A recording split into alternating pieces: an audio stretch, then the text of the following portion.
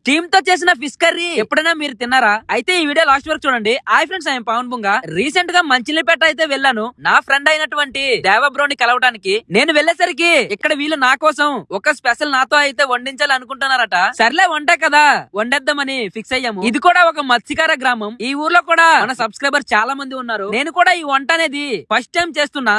ఇక్కడ మేము ఈ కర్రీ కోసం తీసుకున్న చేపలైతే గులిబెందలు. వీటిని బాగా కడిగి చేసుకొని ఫస్ట్ మనం వీటిని బాగా బాయిల్ అవుతున్న వాటర్ లో వేసి ఉడికించుకోవాలి. దాని తర్వాత వీటి మాంసం మొత్తం కూడా ఇలా తీసుకోవాలి. దాని తర్వాత పొయ్యి మీద తాసు పెట్టి ఉల్లిపాయలు, టమాటాలు, కరివేపాకు అన్ని కూడా వేసుకొని బాగా మగ్గక ఈ చేప ముక్కలను ఇందులో వేసి ఉప్పు, కారం వేసి బాగా కలుపుకుంటే స్టీమ్ తో తయారు చేసిన మన చేప పిట్టు కర్రీ అయితే రెడీ అయిపోతుంది. దేవాపుర తన యూట్యూబ్ ఛానల్ కోసం చాలా కష్టపడుతున్నాడు. మంచి టాలెంట్ కూడా ఉంది. మీరు కూడా తన ఛానల్ ని విజిట్ చేయండి. మొత్తానికి కర్రీ అయితే అయిపోయింది. ఇప్పుడు తినడానికి రెడీ అవుతున్నాము. రైస్ తో దీని కాంబినేషన్ చాలా బాగుంది. చాలా థ్యాంక్స్ బ్రో. ఇలా తిన్నాక కొద్దిసేపు బీచ్ కి వెళ్లి కొన్ని ఫొటోస్ అయితే తీసుకున్నా.